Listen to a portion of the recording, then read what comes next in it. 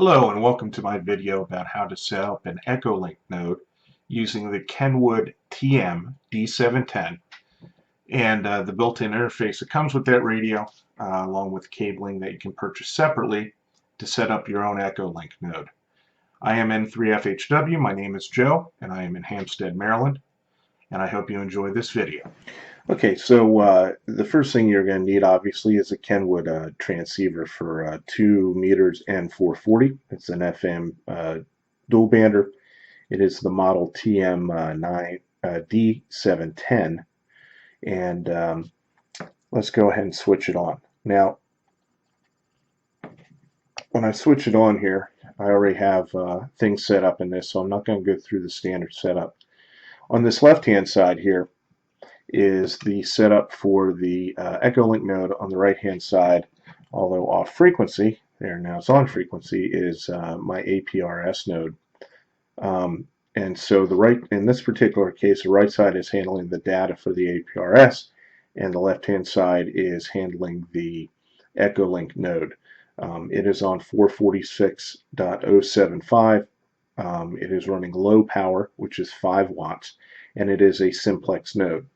One of the things you need to be careful about with this particular radio or any modern type of radio versus like a commercial heavy-duty type of rig is duty cycle.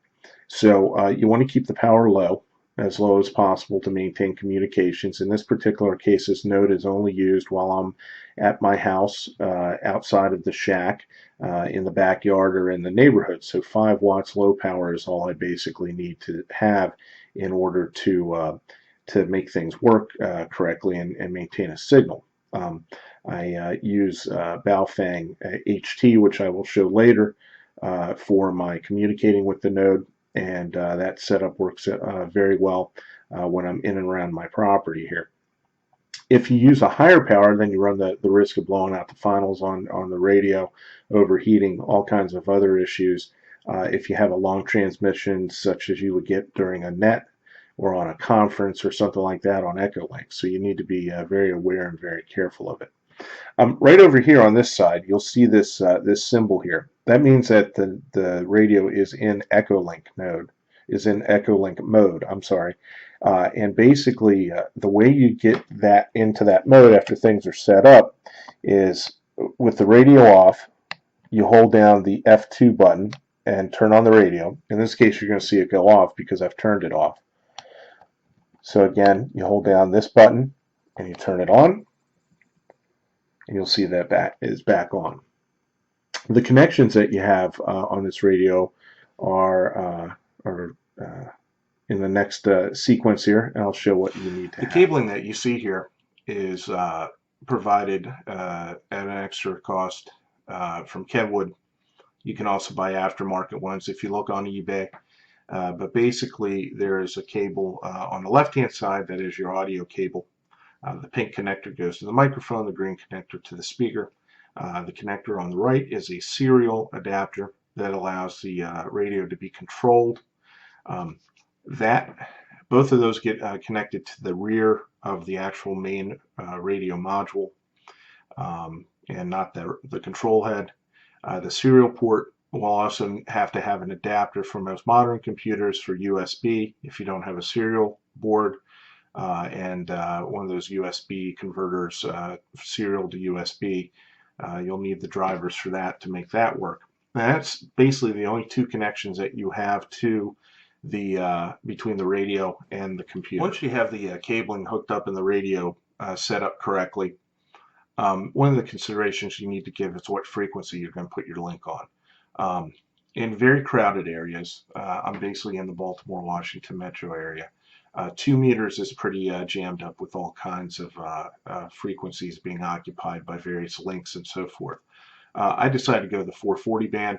440 band is pretty huge. It's less activity. In this particular case, I found a clear frequency for my area of 446.075. You need to find a clear one in your area. And if you do a larger node with more power, more antenna height, where you're going to cover a larger area, you may also need to consider getting it coordinated. So I'm just giving you a quick overview here of the setup for the radio, the in-depth manual from Kenwood, which I'll post a link to at the end of the video here, has all the minute details of how to set this thing up. It's pretty straightforward. I had no problem setting it up using the manual. So one of the settings I did want to show you here on the radio that you kind of want to make sure of is under transmit receive, and that's timeout timer, 3 minutes. Again, this is protection for the radio. You get a long rag chew, or you get a net conference, something like that, where the guy talks for a very, very long time. This thing will time out the radio after 3 minutes, so you don't have overheating issues with the radio or failure of the radio. So that's one of the important settings that you want to take a look at on the radio. So let's take a look at the Echolink program itself. I obviously have everything set up already, but I'm going to go through the steps that you need to do in order to set up the program itself to interact with the Kenwood TM-D710. So one of the things that you want to click on to start off with is you can go through to the setup portion under Tools, and this is where you need to select SysOp, because you are running a node. You're not going to do just over the computer single user. You set up the call sign. Typically, if it's a simplex node, you're going to use -L. If it's a duplex, you're going to do -R, such as you would with a repeater. You're going to store your password. You're going to give some information here as to what your node's about, and your email address and location and so forth. Then you're going to hit OK. One of the things you need to have set up before this is to request authorization through Echolink. I'm not really going to go into that, but there's a way to do it. You can go to their website and see how to actually get the password, or I'm sorry, how to get the authorization so that they can verify that you're a legitimate ham user. Under servers, you don't have to mess with any of those. Proxy, you want to make sure it's a direct connect. Any of these other ones, you want to make sure your input device is, in this particular case, it's really doesn't matter, because this is more when you're dealing with the actual single mode versus the SysUp mode. So there really isn't anything else on this screen you need to worry about. You go back to Tools and you go under Preferences. I just have this stuff for the type of things that I like to show up on my screen here, and really that's all this pertains to. Your connection, I allow conferencing, because there's certain nodes that will kick you if you don't have conferencing going on, so you want to have that. Push to talk control, that's just dealing with what's here at the keyboard. You can edit a station file called info.txt. And what info.txt does is it tells about the station. It shows over here on this right panel for people that are logging in through the computer. Security, this is who you're willing to accept connections from. I'm willing to accept connections from links and from users. This is on the computer side, not the RF side. So that's who you're able to accept, and I have that here by being inbound connection requests. Signals, you don't worry about that when you're using SysOp mode. Now here's the main menu for SysOp settings. Under receiver control, this tab right here, you want to do Vox, and that's the easiest way to do it. There's other settings to not use Vox, but Vox works with the TM-D710, so that's how you want to have things set up. Under transmit, this is where you set your COM port, and again the COM port is going to be assigned based upon that serial to USB interface, and you can find that under your control panel and your devices on your computer if you're running Windows, and that's the COM port that you want to use. DTMF, this is where you can set up your access DTMF codes.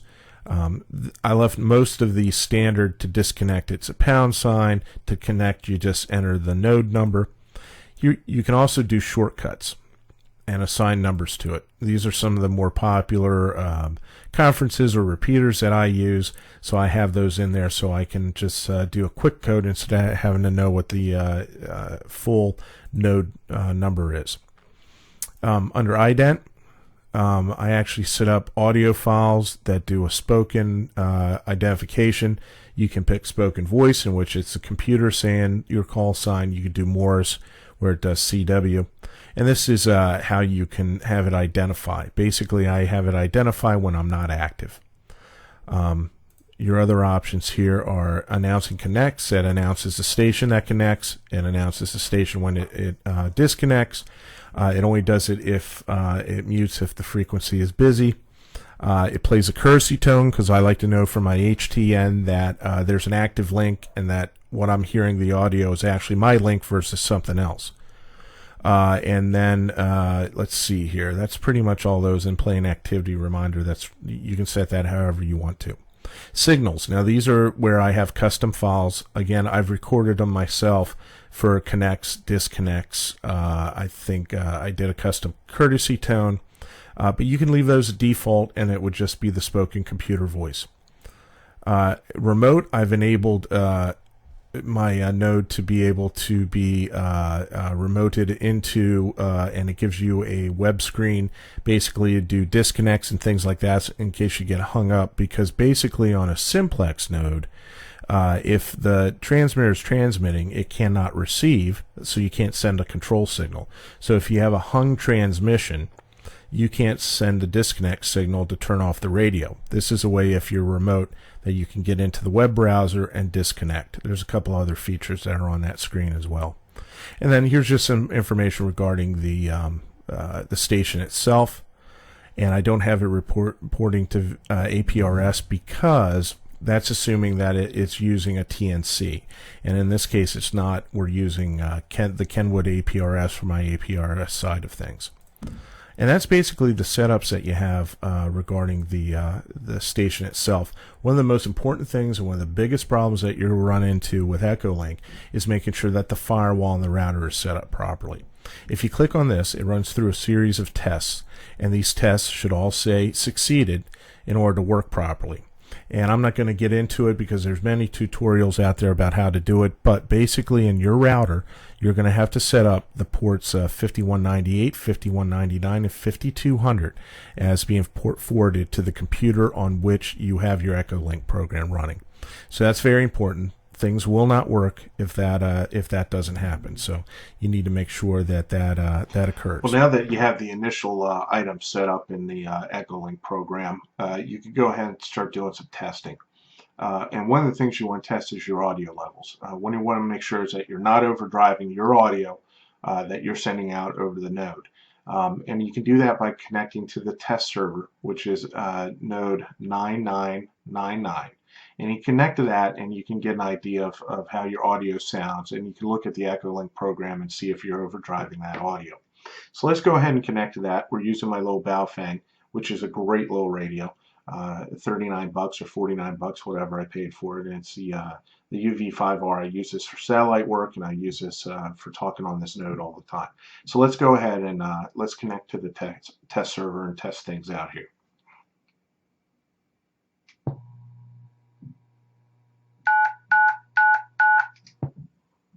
Connecting to conference ECHOTEST. Link established. This is N3FHW. It records your transmissions and plays them back to help you adjust your transmitted and received audio. Please feel free to connect as often as you like. So what you heard there was you heard my node confirming that it was linked. You heard the test server confirming what you can do on that test server, and then you heard the courtesy tone that I use. So let's just record some test audio, right? This is N3FHW, November 3, Foxtrot, Hotel Whiskey, testing Echolink node. Over. This is N3FHW, November 3, Foxtrot, Hotel Whiskey, testing Echolink node. Over. So basically, that sounds like it might be a little bit low. I'm speaking kind of low into it, more so than I would normally when I'm speaking on the radio. I think the audio is fine. I've used it recently and it's working out fine. So we can go ahead and disconnect by hitting pound. Conference ECHOTEST. N3FHW. So now that we have most of the preliminary stuff set up, there's some customization that can be done with the node. Like I said, I record my own tones and so forth.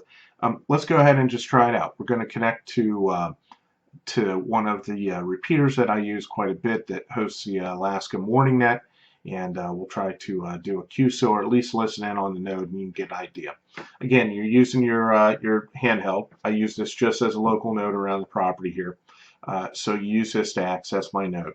All you do is you put in the node number. In this case, it's 9191. Connecting to WL7LP repeater. Link established. This is N3FHW. This is the November 3 Fox Hotel Whiskey Echolink node located in Hampstead, Maryland. Okay, so now we're connected to the node out there in Alaska. It's basically an IRLP cross-linked with Echolink and a couple all-star repeaters. Usually there's some activity. So we'll put a call out, and hopefully we can get somebody to come back to us and give us an audio report and just let us know how things are going. This is N3FHW in Maryland via Echolink. Is anybody on frequency? Over. N3FHW, K72, Seattle. Back to you, and you are sounding good over here. All right, Roger. Well, thank you very much for coming back to the call here. I missed a call. I got you there in Seattle. Name here is Joe, Juliet Oscar Echo. We're just outside of Baltimore, Maryland. Just demoing the Echolink node here, and you sound great through the reflector there. Back to you, N3FHW. Well, Joe, my name is Joe as well, so that makes it easy for us to remember each other's names. And you're coming in off of Echolink. I'm coming to you through IRLP, and this year it's not pretty good, and making a fine trip over here. So, what is the weather like over in Baltimore today? Back to you. Oh, real good, Joe. Yeah, WX over on this end. Very warm, summer-like. It was like 83 degrees. I just got back in off the road. I'm back here at my my home office, which is also the shack. And so it was a beautiful day, sunny and warm like summertime. Over. You wouldn't mind passing that weather over here to Seattle now, would you? Although we do have blue skies right now and sunny and a bit breezy. It's probably in the 50s here. Actually, I haven't looked at the temperature here quite recently. It may be in the high 50s there. But yeah, not bad over here. It's just kind of been seeing earlier, listening to the Alaska net there, and listened to a little bit of conversations on the reflector here, and then heard you in there, so decided to give you back and get back to you and give you a shout. So anyhow, and so you're definitely this your node today there, your Echolink system. Are you doing it for an individual, or are you just doing it for a class? I'm kind of curious. K72, back to you. Yeah, Joe. I'm using a Baofeng HT into my node, which is running on a Kenwood TM-D710, using the built-in Echolink interface that's with that radio. I run 5 watts on both ends, basically to use it around the neighborhood here. I'm on in the evenings when I walk the dog and so forth, and grilling out back or whatever, so I'm not chained to the shack, and use the HT to transmit through the node there. Over. Affirmative. I understand that there. Well, very good. Well, as I said, it's doing a job for you. The little boat bang is working here. I have a little IRLP simplex system here, using a Motorola GM300 radio, and with a desk mic, and it goes into another little node radio